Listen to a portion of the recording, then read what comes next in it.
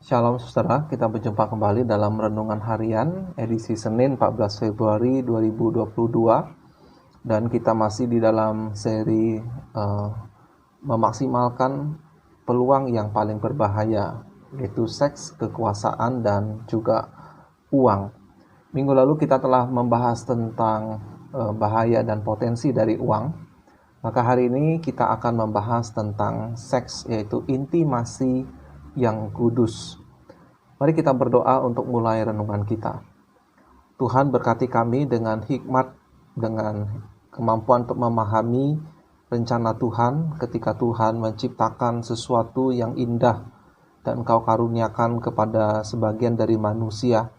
Dan kiranya kami bisa memandang anugerah ini sebagai sesuatu yang kudus, yang berharga daripada Tuhan, yang mengajarkan sesuatu tentang kemuliaan-Mu.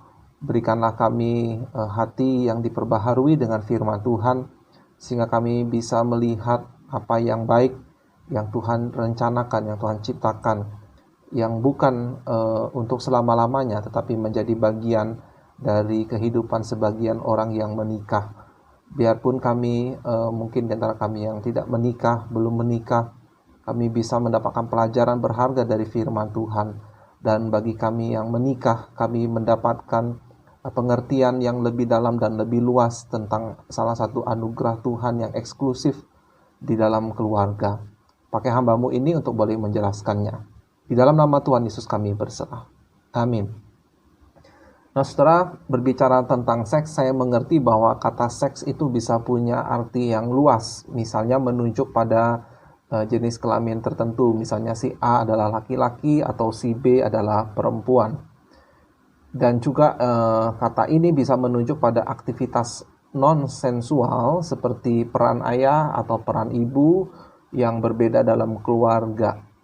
Ya, jadi dua gender yang berbeda punya peran yang berbeda dalam keluarga. Tetapi yang ingin saya bahas hari ini adalah seks dalam pengertian stimulasi erotik, memberi dan menerima, mendapatkan kesenangan di dalamnya. Dan ini adalah termasuk dari karunia yang baik dari Allah. Mengalami stimulasi seks baik memberi atau menerimanya, semuanya adalah anugerah Allah yang baik dari Allah. Entahkah kemudian kita menikmatinya seperti yang Dia rancangkan, atau malah mengeksploitasinya sampai mengalami bahaya atau celaka, baik di dunia ini, kehidupannya menjadi berantakan, atau di dunia yang akan datang, yaitu Tuhan berkata tidak ada penzina, tidak ada pencabul yang masuk ke dalam kerajaannya. Jadi antara menggunakannya dengan karunia sebagai karunia yang baik dari Allah atau menjadi sekedar eksploitasi yang egois, ini menyangkut dengan kehidupan kekal kita. Tolok ukurnya tentu jauh lebih dalam, yaitu pada ketaatan akan firman Allah dan juga berbicara tentang kondisi hati kita. Sama seperti halnya dengan uang, seks juga adalah pemberian Allah yang merupakan alat untuk menunjukkan apa yang seseorang hargai, apa yang dia nilai sebagai ia cintai, yang dia sukai, yang dia sanjung-sanjung tinggi, yang dia idam-idamkan. Kita diciptakan sejatinya untuk melakukan perbuatan baik, baik itu dengan uang kita, terhadap seks, dan juga dengan kekuasaan. Tetapi apa yang salah dengan kita manusia adalah bukannya kita menunjukkan kebaikan Allah dengan uang atau dengan seks atau dengan kekuasaan yang kita miliki.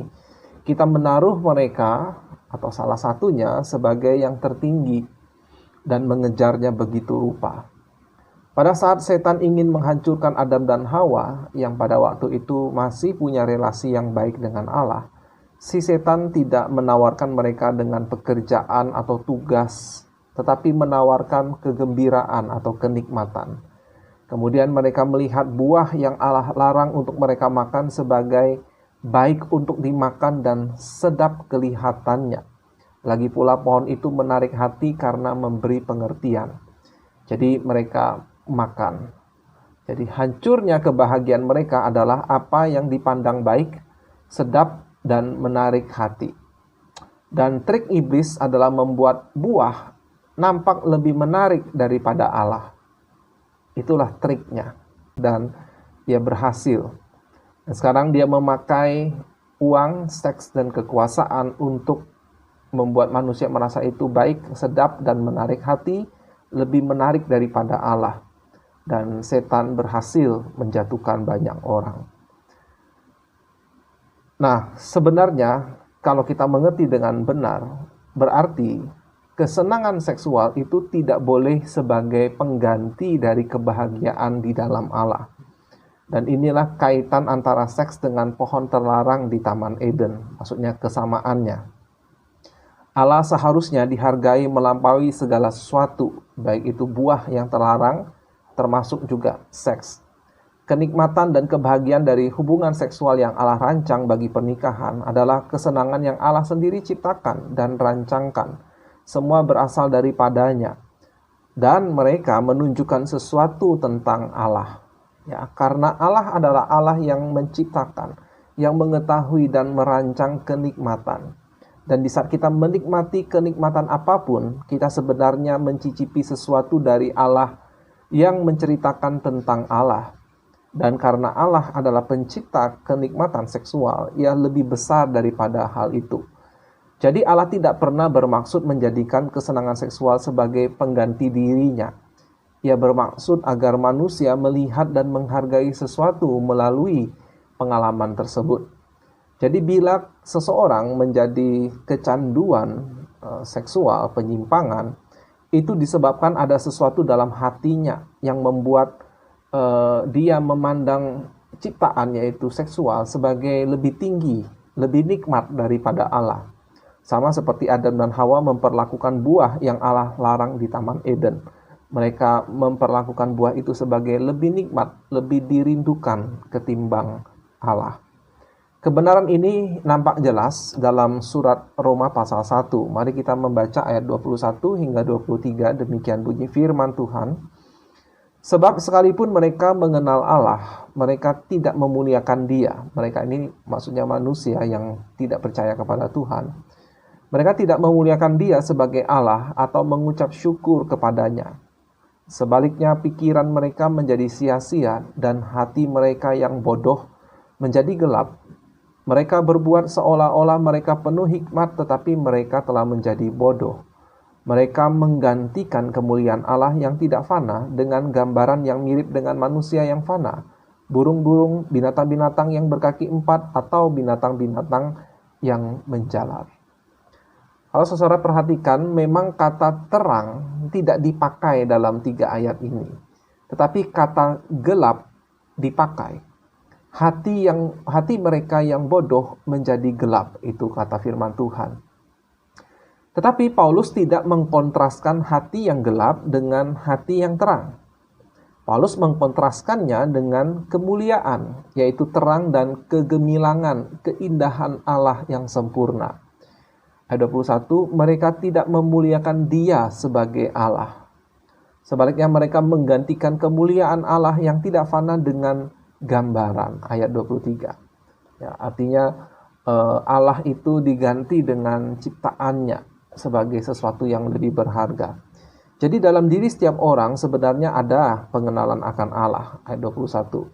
Meski mereka mengenal Allah, mereka menggantikannya. Di Taman Eden, meski Adam dan Hawa mengira mereka memilih hikmat dan kehidupan, pada kenyataannya mereka memilih kegelapan dan kematian. Mereka berbuat seolah-olah mereka penuh hikmat, tetapi mereka telah menjadi bodoh. Ya. Dan kita juga melakukan hal yang sama. Jadi hidup dalam kegelapan berarti memandang Allah sebagai kurang menarik, lalu melihat ciptaannya sebagai lebih menarik. Tak itu uang, seks, atau kekuasaan. Manusia yang bodoh menggantikan kemuliaan Allah. Saat kita mengganti sesuatu, berarti kita menunjukkan isi hati kita. Menunjukkan apa yang paling dirindukan, apa yang paling diinginkan. Dan jika Anda memilih ciptaan Allah di atas Allah, maka Anda menganggap Allah kurang menarik dibanding ciptaannya. Maka Anda dalam kegelapan. Anda tidak melihat Allah dalam kemuliaannya sebagaimana seharusnya dilihat. Menariknya saudara, di pasal yang sama ini yang berbicara tentang kegelapan hati, Paulus menjelaskan inilah yang menjadi pemicu perilaku seks yang menyimpang. Saya lanjutkan dari Roma 1 ayat 24 hingga 27. Karena itu Allah menyerahkan mereka kepada keinginan hati mereka akan kecemaran, sehingga mereka saling mencemarkan tubuh mereka. Sebab mereka menggantikan kebenaran Allah dengan dusta dan memuja dan menyembah makhluk dengan melupakan penciptanya yang harus dipuji selama-lamanya. Amin. Karena itu Allah menyerahkan mereka kepada hawa nafsu yang memalukan. Sebab istri-istri mereka menggantikan persetubuhan yang wajar dengan yang tak wajar. Demikian juga suami-suami meninggalkan persetubuhan yang wajar dengan istri mereka dan menyala-nyala dalam birahi mereka seorang terhadap yang lain, sehingga mereka melakukan kemesemuan laki-laki dengan laki-laki. Dan karena itu mereka menerima dalam diri mereka balasan yang setimpal untuk kesesatan mereka. Di sini memang Paulus menyinggung perilaku homoseksual, laki-laki dengan laki-laki. Tetapi ada sebabnya, yaitu karena ini adalah isu yang penting yang saat itu menjadi isu populer di dunia kekaisaran Roma. Dan sekarang juga terjadi di zaman kita, LGBTQ. Juga karena Paulus ingin memberikan contoh penyimpangan yang paling ekstrim, ya, laki-laki dengan laki-laki, perempuan dengan perempuan. Tetapi implikasi dari perkataan Paulus, perkataan firman Tuhan ini menunjuk pada semua perilaku penyimpangan seksual atau perzinahan.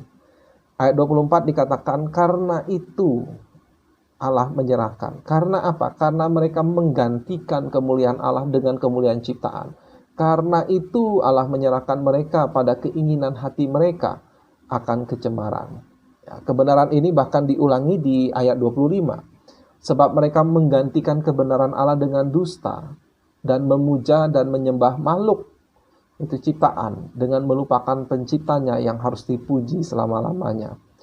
Jadi penyebab hawa nafsu dan ketidaksenonohan dan pencemaran tubuh adalah karena Allah dianggap kurang menarik dari ketimbang ciptaannya.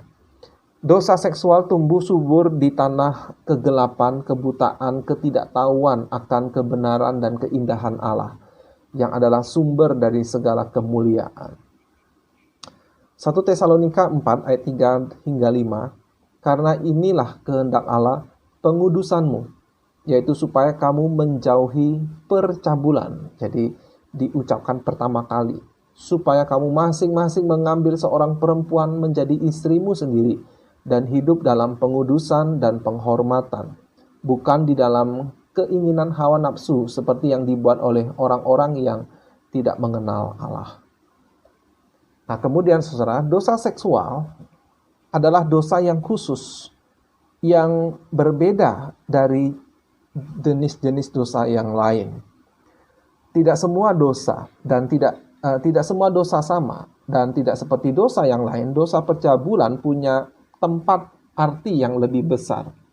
1 Korintus 6 ayat 15 hingga 20. Tidak tahukah kamu bahwa tubuhmu adalah anggota Kristus?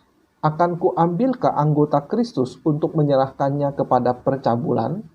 Sekali-kali tidak.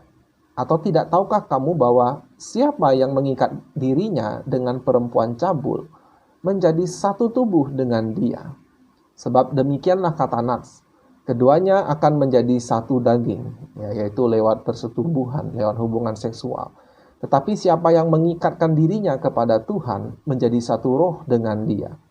Jauhkanlah dirimu dari percabulan. Setiap dosa lain yang dilakukan manusia terjadi di luar dirinya. Tetapi orang yang melakukan percabulan berdosa terhadap dirinya sendiri. Atau tidak tahukah kamu bahwa tubuhmu adalah bait Roh Kudus yang diam di dalam kamu, Roh Kudus yang kamu peroleh dari Allah, dan bahwa kamu bukan milik kamu sendiri, sebab kamu telah dibeli dan harganya telah lunas dibayar. Karena itu muliakanlah Allah dengan tubuhmu. Jadi Paulus berkata, karena kamu adalah bait Roh Kudus diam dalam dirimu, akankah kamu punya pikiran membawa tubuhmu yang adalah bait Roh Kudus dalam percabulan? Itu dosa yang luar biasa.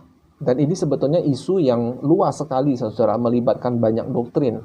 doktrin tentang tubuh manusia, doktrin tentang kesatuan, doktrin tentang penebusan, pengudusan, Kristus, gereja, Roh Kudus, dan lain-lain. Tetapi dengan membaca ayat tadi saja cukup memberi kita peringatan bahwa dosa seksual itu bukan dosa yang kecil. Ibrani 13 ayat 4, hendaklah kamu semua penuh hormat terhadap perkawinan, dan janganlah kamu mencemarkan tempat tidur, sebab orang-orang sundal dan pezinah akan dihakimi Allah. Ya, orang sundal dan pezina. Dan kita harus ingat kata-kata Tuhan Yesus, barang siapa melihat perempuan dan menginginkannya, dia sudah berbuat zina dalam hatinya. Jadi kita sungguh membutuhkan anugerah Allah, belas kasihan Tuhan untuk bisa menang terhadap godaan-godaan seksual ini. Nah, sekarang kita telah melihat cukup panjang sisi negatif dari penyalahgunaan seksual. Sekarang tiba waktunya kita untuk melihat seks dari sisi positifnya, sebagaimana seharusnya. Nah, memang topik ini lebih diperuntukkan pada mereka yang saat ini aktif secara seksual, yaitu suami istri. Tetapi bila ada pendengar di antara saudara-saudari yang mendengarkan renungan ini mungkin tidak aktif lagi secara seksual. Tidak aktif arti misalnya suami atau istri sudah meninggal, atau Anda tidak aktif karena memang Anda belum menikah. Ya, Anda belum menikah. Tetap ada pelajaran yang bisa saudara-saudari dapatkan lewat renungan hari ini. Yaitu begini. Tuhan memang memaksudkan agar pengalaman seksual bukan sebagai kebahagiaan tertinggi, melainkan hanyalah sebagai petunjuk pada kebahagiaan yang lebih besar, yang semua orang percaya akan dapatkan.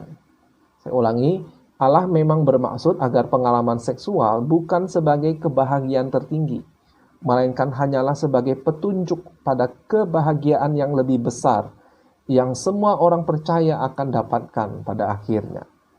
Saya jelaskan, kesenangan seksual hanyalah penunjuk pada kebahagiaan yang lebih besar. Ya, Yesus berkata bahwa kelak tidak ada lagi pernikahan, artinya juga tidak ada lagi hubungan seksual di langit dan bumi yang baru. Itu tercatat dalam Lukas 20 ayat 35 hingga 36. Tetapi mereka yang dianggap layak untuk mendapat bagian dalam dunia yang lain itu, dan dalam kebangkitan dari antara orang mati, tidak kawin dan tidak dikawinkan. Sebab mereka tidak dapat mati lagi. Mereka sama seperti malaikat-malaikat dan mereka adalah anak-anak Allah karena mereka telah dibangkitkan. Mungkin hal ini nampak seperti kekecewaan yang luar biasa bagi orang yang menyukai hubungan tersebut. Tetapi perhatikan, yang Yesus maksudkan adalah seolah-olah Yesus berkata, "Hei, saya akan menghilangkan cincin pernikahan dan juga termasuk kesenangan yang didapatkan dari pernikahan seperti yang cincin itu representasikan. Tetapi saya akan menggantikannya dengan yang jauh lebih baik, kesenangan kenikmatan yang jauh lebih mulia. Sebab kesenangan seksual hanyalah penunjuk pada kesenangan yang lebih besar. Dan kesenangan yang aku sediakan di langit dan bumi yang baru itu akan jauh lebih besar dari kesenangan terbesar yang kau dapatkan dari hubungan seksual di dunia ini." Efesus 5, sebab itu laki-laki akan meninggalkan ayahnya dan ibunya dan bersatu dengan istrinya, sehingga keduanya itu menjadi satu daging. Ya, ini maksudnya melalui hubungan seksual. Rahasia ini besar, tetapi yang aku maksudkan ialah hubungan Kristus dan jemaat. Bagaimanapun juga bagi kamu masing-masing berlaku, kasihilah istrimu seperti dirimu sendiri, dan istri hendaklah menghormati suaminya. Jadi buat siapapun, baik yang aktif secara seksual maupun yang tidak, kebenaran tentang seks dalam pernikahan menunjuk pada kesenangan yang lebih tinggi, lebih besar. Sebab Allah yang merancang dan menciptakan seks lebih besar daripada seks. 1 Timotius 4 ayat 3 hingga 5, mereka itu orang-orang yang ajaran sesat melarang orang kawin, melarang orang makan makanan yang diciptakan Allah, supaya dengan pengucapan syukur dimakan oleh orang yang percaya dan yang telah mengenal kebenaran.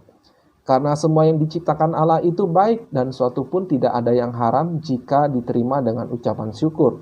Sebab semuanya itu dikuduskan oleh firman Allah dan oleh doa.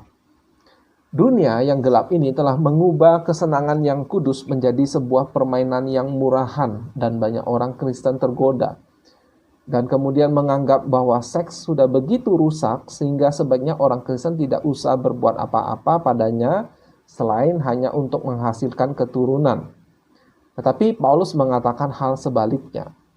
Dunia yang gelap ini mencuri apa yang sebenarnya milik Allah, yang Allah peruntukkan untuk manusia, untuk umatnya.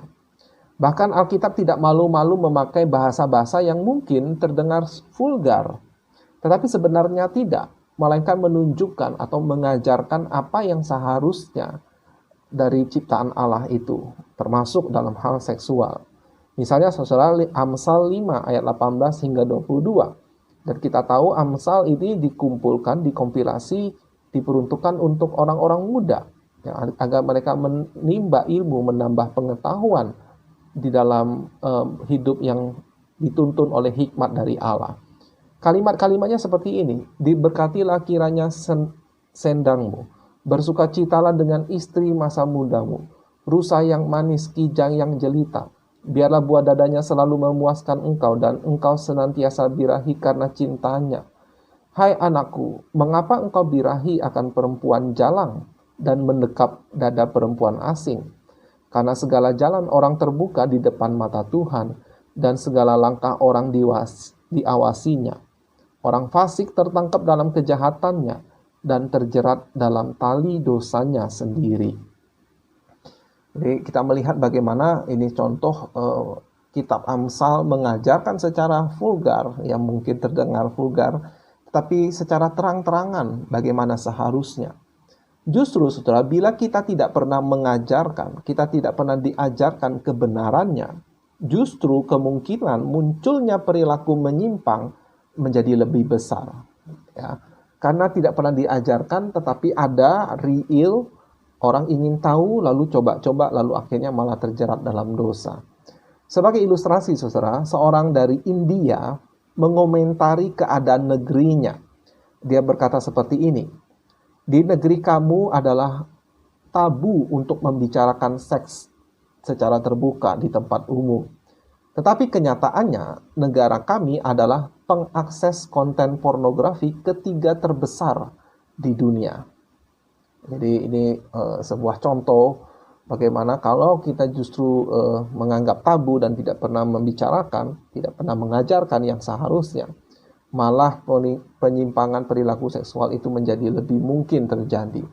Demikianlah anak-anak kita kalau tidak pernah diajarkan oleh orang tua kebenaran tentang seks, berisiko mencari-cari tahu sendiri lalu kemudian terjerat dalam berbagai perilaku yang menyimpang. Sebaliknya, bila digunakan oleh orang yang percaya, yang tahu kebenaran, digunakan untuk kemuliaan Allah, dilakukan dalam kovenan pernikahan yang kudus, merepresentasikan perjanjian Allah dengan umatnya, perjanjian antara Yesus dengan jemaatnya, maka seks akan menjadi alat kebahagiaan suami dan istri yang penting, yang berharga. Dan sama seperti hal lain seperti uang dan kekuasaan, bisa kita pakai untuk menyatakan kemuliaan Allah. Kita juga bisa memilih tidak memakainya untuk kemuliaan Allah. Contohnya Tuhan Yesus, dia menjelma menjadi manusia dan dia memilih jalan hidup selibat atau tidak menikah demi kemuliaan Allah. Karena ia hidup untuk menunjukkan Allah lebih besar dari ciptaan, bahkan lebih besar termasuk dari pernikahan. Ya, sehingga Yesus tidak mengambil pernikahan. Jadi dalam pernikahan, seks seharusnya adalah cermin kemuliaan Allah, tapi bukan satu-satunya. Dan adalah salah satu pemersatu, dan bukan satu-satunya pemersatu dalam hubungan suami istri. Tetapi tetap ada keunikan, ada kekhususan, ya, karena menjadi satu daging. Sehingga di saat seorang istri punya keinginan, maka suami yang mencintai haruslah memuaskannya, berusaha melakukannya, dan juga sebaliknya. Tetapi dalam perilaku itu, laki-laki yang merepresentasikan Kristus dalam hubungan dalam jemaat, mengambil peran sebagai kepala, pengambil inisiatif, bukan sikap otoriter, memaksa. Tetapi dalam relasi yang spesial ini, Allah merancang hubungan itu di mana laki-laki punya peran, di mana laki-laki harus dirasakan sebagai yang kuat, yang peduli, yang mengasihi, pemimpin yang kreatif. Dan perempuan lebih banyak menerima dan taat. Sehingga dalam relasi inilah, dalam hubungan seksual inilah, ekspresi simbolik Kristus dengan jemaat bisa dirasakan oleh kedua belah pihak. Merasakan kenikmatan sebagai anugerah dari relasi kovenan. Dan karena itulah sebenarnya seks antar manusia adalah sesuatu yang kudus. Seks antar binatang tidak kudus, sebab mereka tidak merepresentasikan hubungan Kristus dengan jemaat. Tapi kita harus ingat, metafora apa yang disimbolkan lebih besar daripada yang menyimbolkan. Ya. Metafora yang mewakili lebih kecil daripada realita yang diwakili.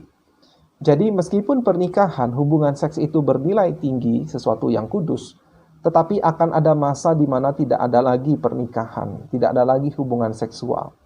Jadi itu adalah hal yang lebih kecil. Dan hubungan Kristus dengan jemaat, itulah yang kekal. Itulah yang paling besar. Jadi bagi siapapun yang saat ini, entah itu aktif secara seksual ataupun tidak aktif secara seksual, ini bukan soal menikah atau tidak menikah, melainkan soal hidup bagi kemuliaan Allah. Yang aktif, lakukanlah demi kemuliaan Allah. Yang tidak aktif, ingat ada sesuatu yang lebih besar. Ya, absen untuk kemuliaan Allah. Bila kita dianugerahkan pernikahan, kita bisa memaksimalkan setiap anugerah yang Allah berikan bagi kemuliaannya. Tetapi bagi kita yang tidak menikah atau yang saat ini tidak aktif lagi secara seksual, baiklah kita hidup untuk menghargai ya pernikahan. Jangan menjadi perusak rumah tangga orang. Kita menghormati pernikahan orang dan kita menunjukkan bahwa hidup ini bukan soal menikah, melainkan soal memuliakan Allah. Nah, saudara, kiranya renungan hari ini menolong kita, ya, kita memulihkan salah satu anugerah Tuhan yang penting, kembali kepada posisinya yang semula sebagai salah satu alat kemuliaan Tuhan. Kita juga bisa belajar bahwa kalau ada orang yang mengalami penyimpangan perilaku seksual, itu karena hati yang gelap, karena hati yang masih terikat pada berhala, yaitu seksual. Nah, saudara, kalau ada orang-orang yang kecanduan atau perilaku menyimpang, itu artinya otaknya telah terprogram, ya, terlatih untuk mengasosiasikan kesenangan pada sesuatu. Misalnya pornografi atau perzinahan. Maka memang tidak bisa secara instan untuk bisa keluar, lepas. Ada butuh waktu dan proses agar otaknya yang sudah terlanjur belajar kesenangan didapatkan lewat perilaku-perilaku menyimpang. Butuh proses, butuh usaha, butuh waktu untuk belajar bahwa kesenangan tidak hanya didapat lewat jalan seperti itu, jalan yang membinasakan, tetapi ada jalan lain yang menghasilkan kesenangan yang sama atau bahkan lebih tinggi, lebih kudus, lebih besar, dan benar, dan yang membawa kepada keselamatan. Yaitu dengan menikmati Allah, memuliakan Allah, lebih dari atas segala sesuatu. Kiranya Tuhan menolong kita. Sampai jumpa di episode berikutnya. Tuhan Yesus memberkati.